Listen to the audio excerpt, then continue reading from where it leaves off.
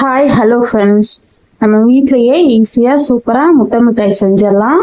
அதுவும் வெறும் கடாயை பயன்படுத்தி முட்டை மிட்டாய் செஞ்சிடலாம். இது செய்கிறதுக்கு 1 கப் அளவுக்கு சர்க்கரையில் ஒரு 5லேருந்து 6 ஏலக்காய் போட்டு பொடி பண்ணி எடுத்து வச்சுக்கோங்க. அப்புறம் ஒரு 50 பாதாம் ஊற வச்சுருக்கேன். எண்ணிக்கை கணக்கில் ஒரு சுடுதண்ணியில் ஒரு 10 நிமிஷம் ஊற வச்சா போதும். அதுக்கப்புறம் இதோட ஸ்கின்னெல்லாம் ரிமூவ் பண்ணிவிட்டு ஒரு 1/2 கப் பால் எடுத்து கொஞ்சம் கொஞ்சமாக பால் ஊற்றி நல்லா ஃபைன் பேஸ்ட்டாக அரைச்சி எடுத்து வச்சுக்கலாம். அப்புறம் ஒரு 200 கிராம் அளவுக்கு இனிப்பு இல்லாத கோவா எடுத்து வச்சிருக்கேன். அதையும் இந்த கடாயில் போட்டு நம்ம எந்த கடாயில் போட்டு செய்ய போகிறோமோ அதில் சேர்த்துட்டு அரைச்ச பாதாம் பேஸ்ட்டையும் சேர்த்துட்டு நல்லா மிக்ஸ் பண்ணி விடுங்க. கட்டி இல்லாமல் மிக்ஸ் ஆகணும். அதுக்கப்புறம் ஒரு 5 முட்டை எடுத்திருக்கேன். அதை உடச்சி சேர்த்துக்கலாம். சேர்த்துட்டு இந்த முட்டை இந்த கோவா கூட நல்லா மிக்ஸ் ஆகணும்.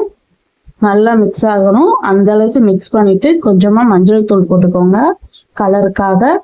அப்புறம் ஒரு சிட்டிகை உப்பு, நம்ம அரைச்ச சர்க்கரை ஏலக்காய் பொடி, அப்புறம் 1/4 கப் அளவுக்கு நெய், அதையும் சேர்த்துட்டு நல்லா கட்டி இல்லாமல் கலந்துட்டு அதுக்கப்புறம் அடுப்பு மேலே வச்சுட்டு நல்லா கலந்து விடுங்க. இந்த கன்சிஸ்டன்சி வரணும்.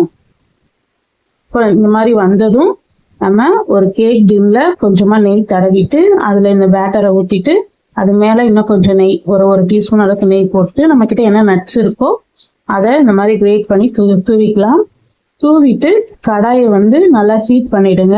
ஒரு 5 நிமிஷம் ஹீட் ஆனதும் அடுப்பை சிம்மில் வச்சுட்டு ஒரு மூடி போட்டு ஒரு 50 நிமிஷத்துலேருந்து 1 மணி நேரம் ஆகும் ரெடியாகி வரதுக்கு. நம்ம முட்டை மிட்டாய் சூப்பராக நல்லா ஜூஸியாக சாப்பிட்றதுக்கு ரொம்ப டேஸ்டியாக இருக்கும். கண்டிப்பாக செஞ்சு பாருங்கள். பிடிச்சிருந்தா லைக் பண்ணி ஃபாலோ பண்ணுங்கள், சப்ஸ்கிரைப் பண்ணுங்கள். தேங்க்யூ.